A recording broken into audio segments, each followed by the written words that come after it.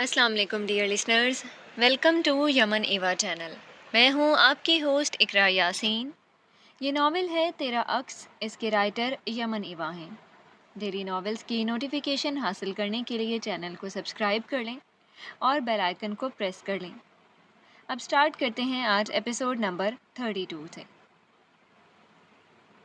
کیف آیا اور لینا کو اپنے گھر چھوڑ کر خود آفس چلا گیا۔ لینا نے آیا کا تعارف ابا اور باقی سب سے کروایا تو وہ چونک گئے۔ آیا ان کے گھر پہلے آ چکی تھی۔ زوہا تو اتنی خوش ہوئی کہ کچھ دیر بعد اس کا ہاتھ پکڑ کر اپنے کمرے میں لے گئی۔ لینا مطمئن ہوئی، ورنہ اسے لگ رہا تھا چند روز کے لیے ان دونوں کو فلیٹ میں ہی جانا پڑے گا۔ زوہا نے آیا کو اپنے سامنے بٹھاتے ہوئے اس کا جائزہ لیا۔ وہ پہلے کی نسبت کمزور لگ رہی تھی۔ رنگت میں گلابی پن غائب تھا اور چہرے پر وہ تازگی بھی نہیں تھی جو پہلی بار نظر آئی تھی۔ کیا تم بیمار رہی ہو؟ زوہا نے بے ساختہ سوال کیا تو آیا چونک کر اسے دیکھنے لگی۔ وہ اس کے سوال کا مطلب نہیں سمجھی تھی، تبھی الجھ کر نفی میں سر ہلا دیا۔ زوہا خاموش ہو گئی۔ دانیہ اور ابدا کام سے فارغ ہو کر وہیں کمرے میں چلی آئیں۔ آیا، میں آفس جا رہی ہوں، میٹنگ ہے، تم یہاں کمفرٹیبل ہو نا؟ میں جلدی واپس آ جاؤں گی۔ لینا نے کمرے میں آتے ہوئے اس سے سوال کیا تو وہ اس بات میں سر ہلا گئی۔ لینا تیزی میں نکل گئی، شاید ضروری کام تھا۔ آیا ان تینوں کے پاس بیٹھی رہی، وہ باتیں کر رہی تھی، آیا بس سن رہی تھی۔ تم کچھ بولتی نہیں ہو، کیا تمہیں باتیں کرنا اچھا نہیں لگتا؟ دانیہ نے حیرت سے خاموش بیٹھی آیا کو دیکھا۔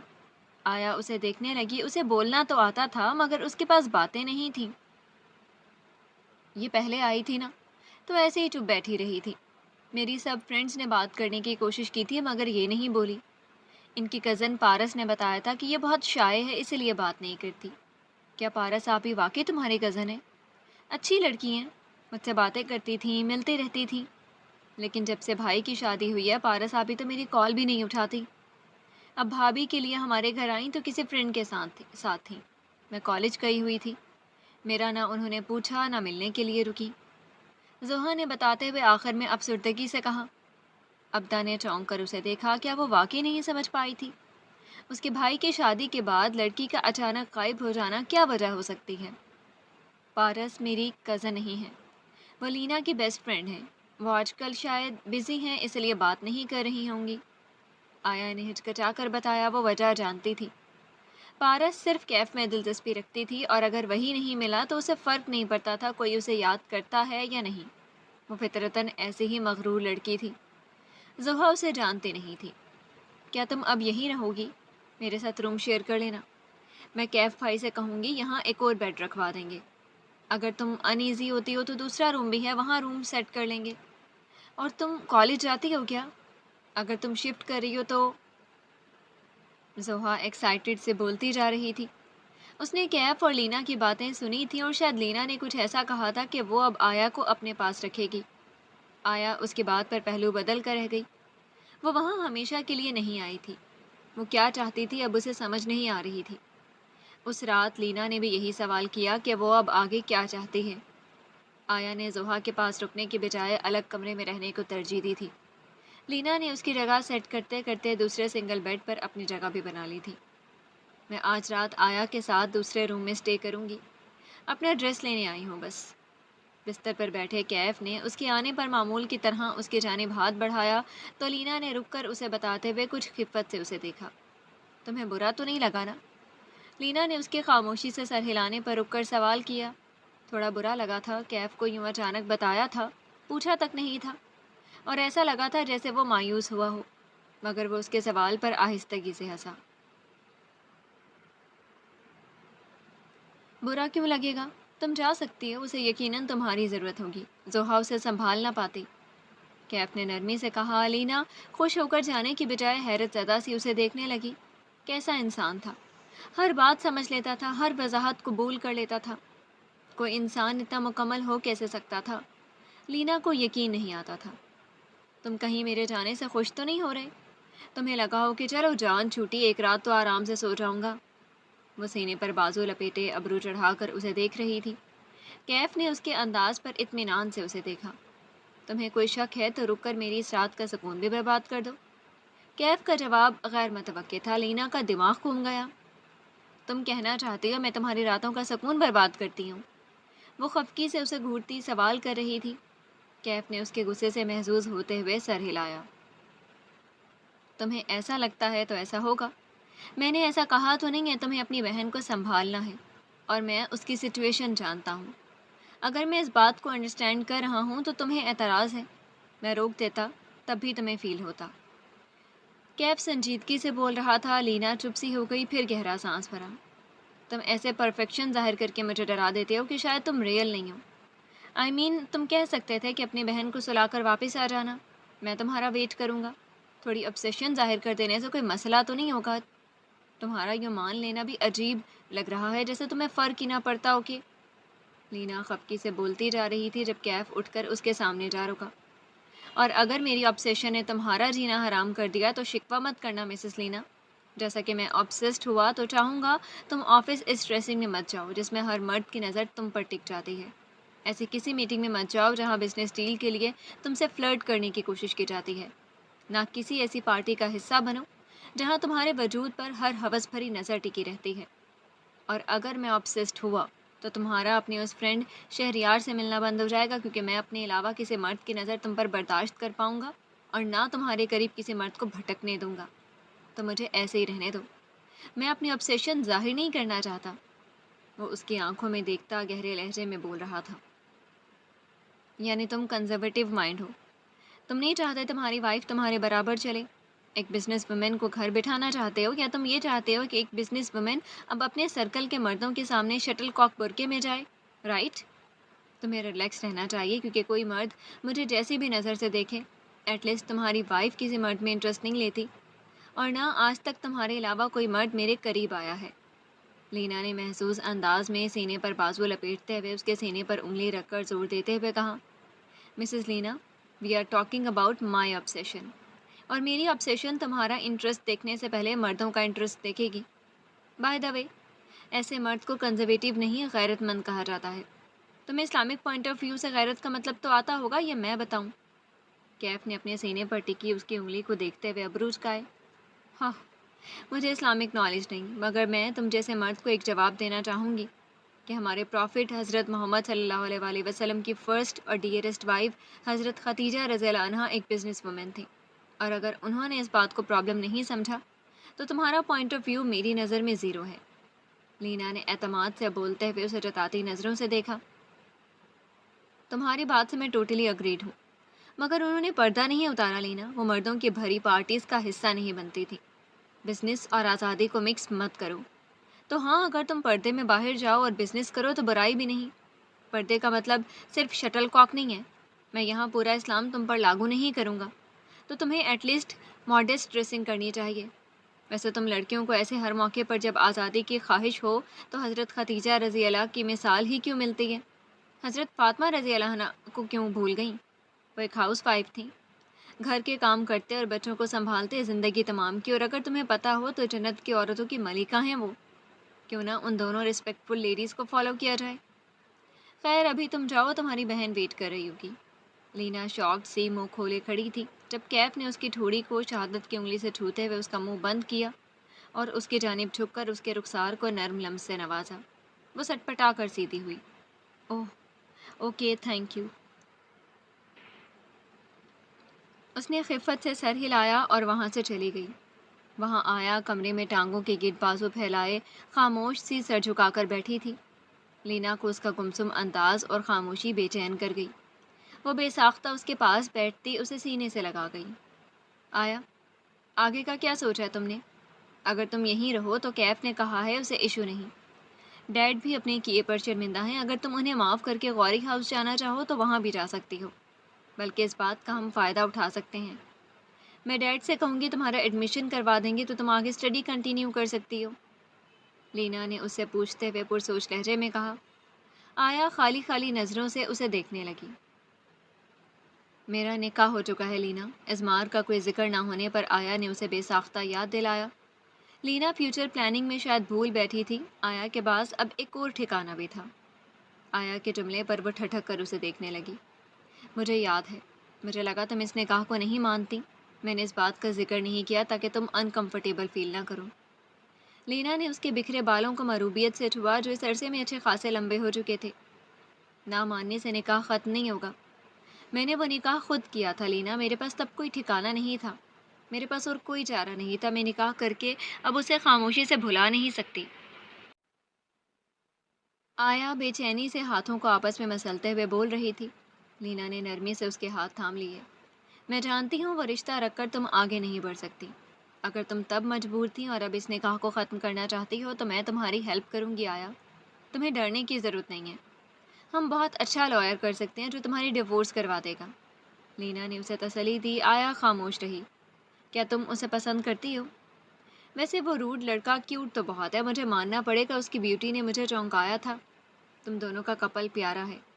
اگر تمہیں وہ پسند ہے تو بس میں اس لیے پریشان ہوں کیونکہ میں اس کی نیچر نہیں جانتی۔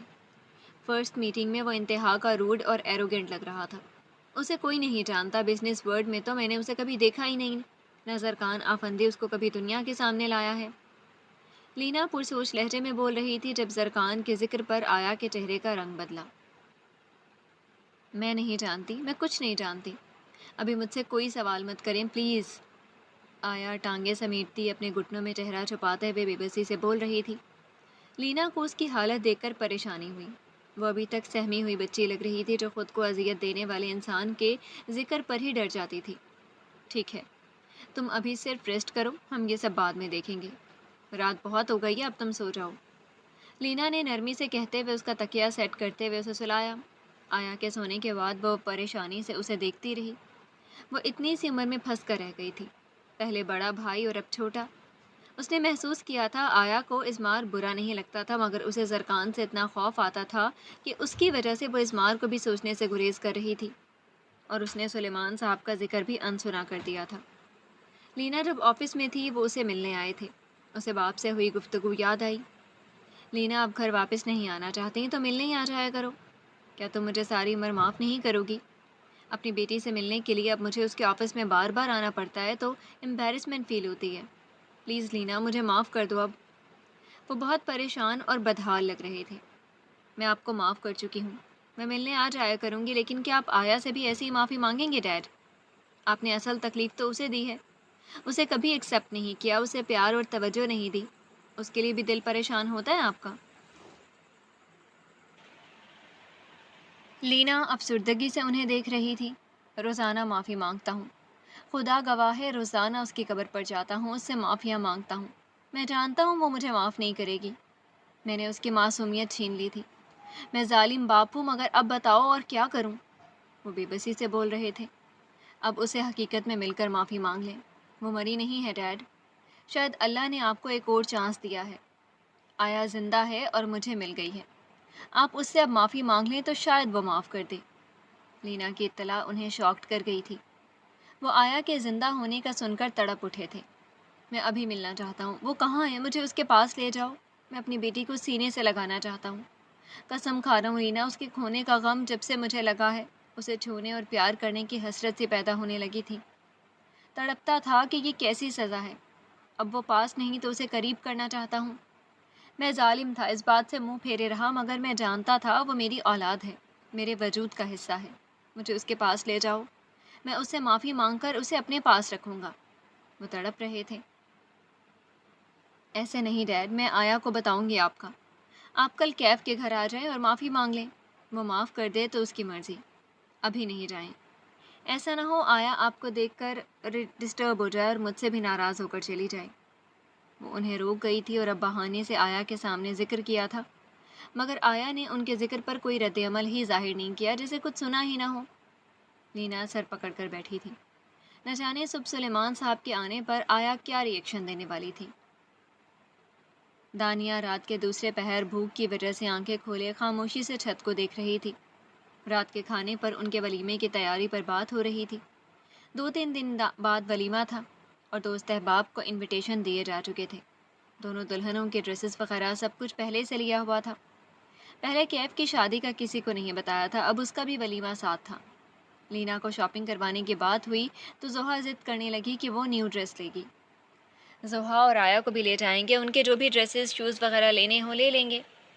کیف نے آیا کو بھی شامل کیا تھا جو اب ان کے گھر پر مہمان تھے۔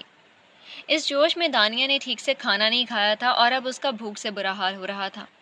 موبائل پر 2-3 مرتبہ وقت دیکھا تھا۔ 1 بجے سے بمشکل 2 پر گھڑی گئی تھی، نہ جانے صبح کب ہونے والی تھی۔ وہ بے چینی سے پیٹ پر ہاتھ رکھے کروٹیں بدلنے لگی جب فاران کی آنکھ کھلی۔ اس کی بے چینی اور بار بار کروٹ بدلنا محسوس کر کے اس نے سر اٹھاتے ہوئے فکر مندی سے اسے دیکھا۔ دانیہ، کیا بات ہے؟ طبیعت ٹھیک ہے تمہاری؟ وہ نرمی سے سوال کرتا اس کا پیٹ پر رکھا ہاتھ تھام گیا۔ دانیہ نے بے چارگی سے اسے دیکھا، بتاتے ہوئے شرم آ رہی تھی کہ وقت پر کھانا نہیں کھایا تھا اور اب بھوک کی وجہ سے بار بار رات بننے والے پلاؤ کی یاد آ رہی تھی۔ مجھے بھوک لگی ہے اور بھوک کی وجہ سے نیند نہیں آ رہی۔ اس نے خود پر جھکے فاران کو نہایت شرمندگی سے بتایا تو وہ حیرت سے اسے دیکھنے لگا، پھر ایک دم ہنستے ہوئے پیچھے ہوتا تکیے پر سر رکھ گیا۔ دانیہ اسی کو دیکھ رہی تھی۔ فاران نے گردن موڑ کر اسے دیکھا۔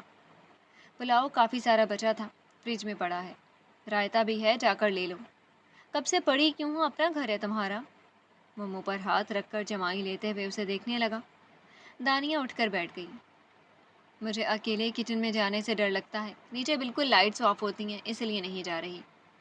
وہ مدد طلب نظروں سے اسے دیکھتی اپنی پریشانی بتا رہی تھی۔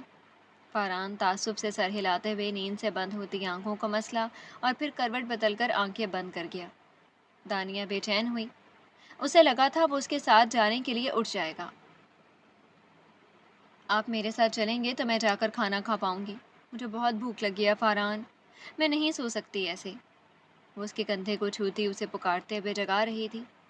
وہ اچانک اس کی جانب کروٹ بدلتا، اس کے گرد بازو پھیلاتا اسے خود میں سمیٹ گیا۔ فجر تک انتظار کر لوں، بس تھوڑی دیر ہی رہتی ہوگی۔ مجھے تھکن کی وجہ سے بہت نیند آ رہی ہے، مجھ سے اٹھا نہیں جا رہا۔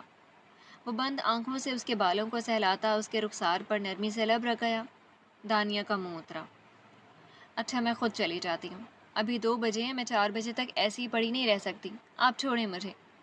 اس کے کندھوں پر ہاتھ جمائے اسے دور دھکیلتے ہوئے مدھم لہجے میں بول رہی تھی۔ فاران نے آنکھیں کھول کر اسے دیکھا۔ اس کی آنکھوں میں نمی چمک رہی تھی۔ وہ بے اختیار اس کی آنکھوں کو نرمی سے چھوتے ہوئے اٹھ کر بیٹھ گیا۔ آؤ میں چلتا ہوں تمہارے ساتھ، نہ تمہیں ڈرنے کے لیے اکیلا بھیج سکتا ہوں اور نہ تمہیں ایسے رونے دے سکتا ہوں۔ وہ اس کا رخسار سہلاتے ہوئے ہنس کر بول رہا تھا۔ دانیہ اس کے جملے پر سٹ پٹا گئی۔ میں رو تو نہیں رہی؟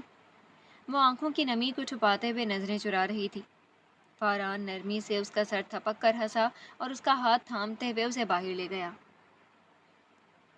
وہ کچن میں پہنچ کر لائٹس آن کرتے ہوئے چیئر پر بیٹھ گیا۔ دانیہ جلدی سے فریج میں سے پلاؤ نکالنے لگی، ایک پلیٹ چاولوں کے بھر کر اوون میں رکھی اور رائتا نکالا۔ فاران خاموشی سے اسے دیکھ رہا تھا۔ اس وقت وہ تھکن اور نیند سے بھرا ہوا تھا، مگر دانیہ کی آنکھوں کی نمی نے اسے سونے بھی نہیں دینا تھا۔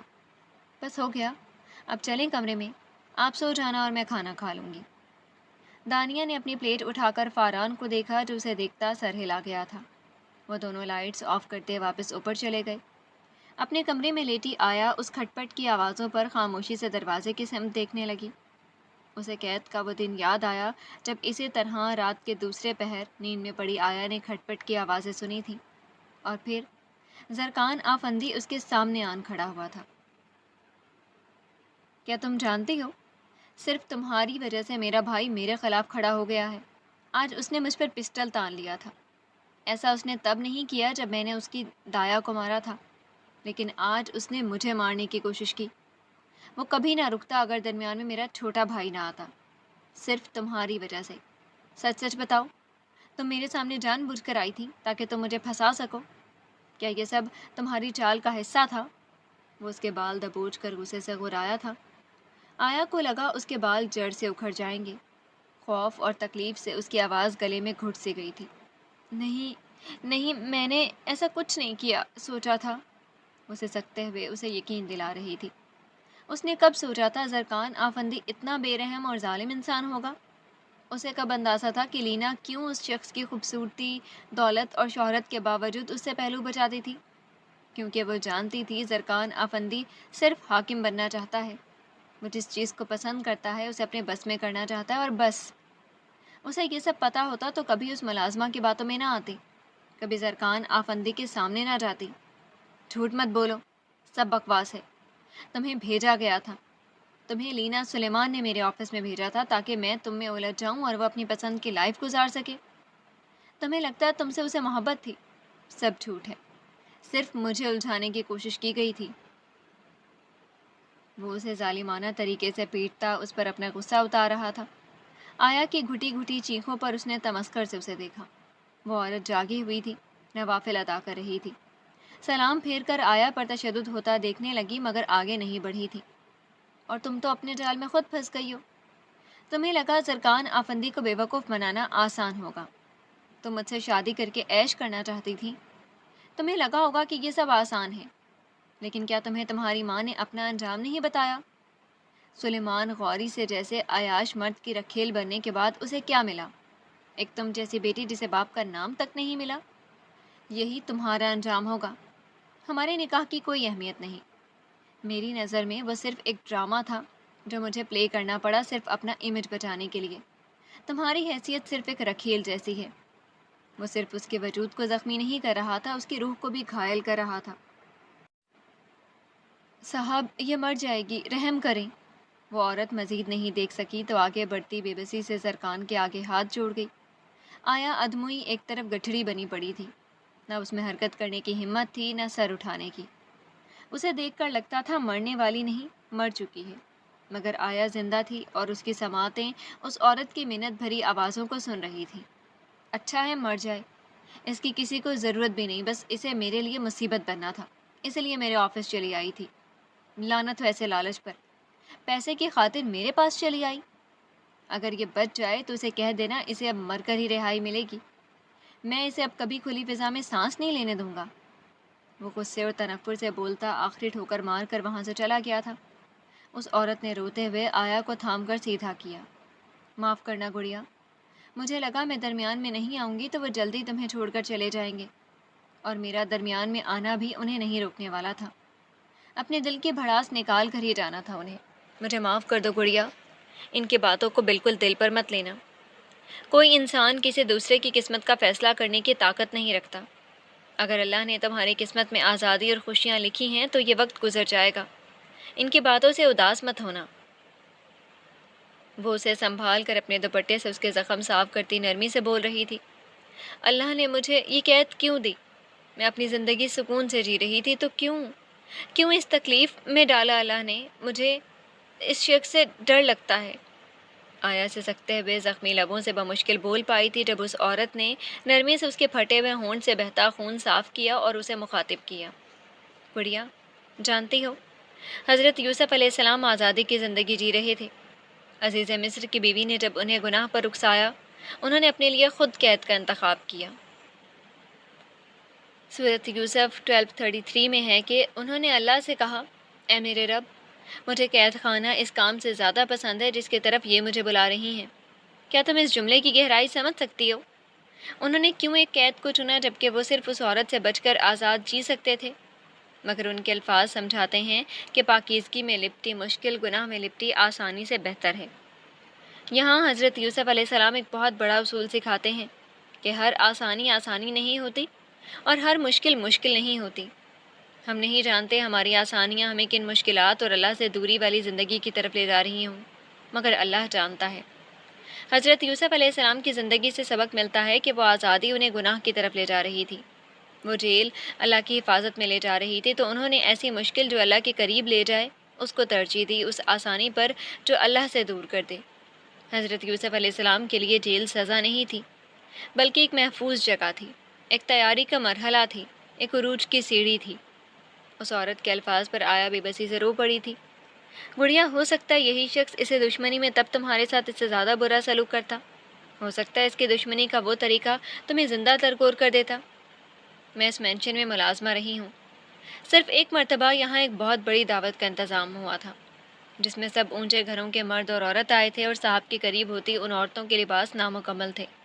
ان کی حرکتیں اور وہ مرد جو ان پر فریفتہ تھے سب اخلاقیات سے عاری تھے۔ اگر یہ مرد تمہیں بیوی کے طور پر قبول کر لیتا تو اس گناہ والی زندگی میں تمہاری معصومیت اور حیا ضائع ہو جاتی۔ وہ عورت تعصب سے بول رہی تھی۔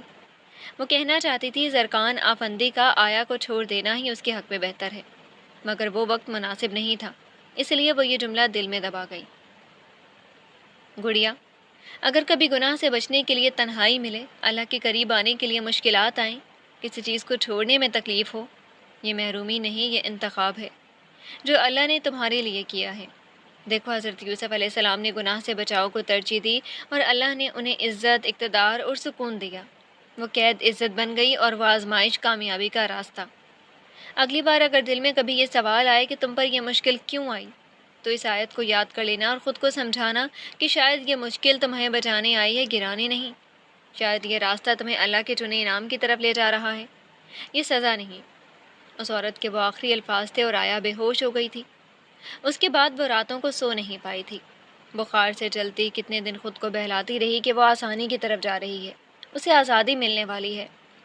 اور پھر وہ انتظار اتنا لمبا ہو گیا تھا کہ آیا کا انتظار پھر سے مایوسی میں بدل گیا تھا۔ مگر اللہ وعدے پورا کرتا ہے۔ وہ آزاد ہوئی، اس نے کھلی فضا میں سانس پہ لیا۔ وہ بہن سے ملی، رشتوں پر جو مان توڑا گیا تھا وہ بحال ہو رہا تھا، اور ازمار آفندی، اس نام پر آیا کا دماغ ہر بار خاموش ہو جاتا تھا۔ اگر وہ بھی آیا کو ایک بار حاصل کر لینے کے بعد زرکان جیسا بن گیا تو؟ اگر اس نے بھی دل بھر جانے پر قید کی سزا دے دی تو کیا کرے گی؟ جس کا ایک بار کسی رشتے پر مان توڑا گیا ہو، وہ اتنی آسانی سے یقین کیسے کر لیتی کہ بہت مشکل تھا۔ وہ اتوار کا دن تھا، سب گھر والے موجود تھے۔ ابھی وہ لوگ ناشتہ کر کے فارغ ہوئے تھے کہ سلیمان صاحب صبح صبح کیف کے گھر پہنچ گئے۔ کیف نے انہیں ڈرائنگ روم میں بٹھا کر لینا کو اطلاع دی، جو کہ آیا کے کمرے میں تھی۔ آیا شاید نیند کی کمی سے سست اور کچھ بیمار سی لگ رہی تھی۔ سیاہ آنکھیں بالکل سرخ انگارہ ہو رہی تھیں، چہرے پر اتنی زردی کہ لینا گھبرا گئی تھی۔ اوپر سے سلیمان صاحب کے آنے کی اطلاع ملی تو اس نے بے ساختہ آیا کو دیکھا جو انسنا کیے سر جھکا کر بیٹھی تھی۔ آیا، ڈیڈ تم سے ملنے آئے ہیں، لینا نے ہچکچا کر اسے بتایا تو وہ چونک گئی، پھر پھیکا سا مسکرائی۔ وہ اس سے مل کر کیا چاہتے تھے اب؟ وہ سوال کرنا چاہتی تھی، اس لیے لینا کے ساتھ ڈرائنگ روم میں چلی گئی۔ وہ بےتابی سے اٹھے، لینا آگے بڑھ کر انہیں ملی، مگر آیا کے قدم دروازے کے قریب رک چکے تھے۔ آیا، شکر ہے تم زندہ ہو، کیا تم ٹھیک ہو؟ بیمار لگ رہی ہو۔ میں تم سے ملنے آیا ہوں، بلکہ لینے آیا ہوں۔ میرے ساتھ چلو آیا، میرے پاس آؤ۔ وہ بے چینی سے بولتے اسے پکارنے لگے۔ لینا ایک طرف کھڑی خاموشی سے آیا کو دیکھتی رہی، جو ان کے پکار پر بھی اپنی جگہ کھڑی تھی۔ لینا کی آنکھیں نم ہوئیں۔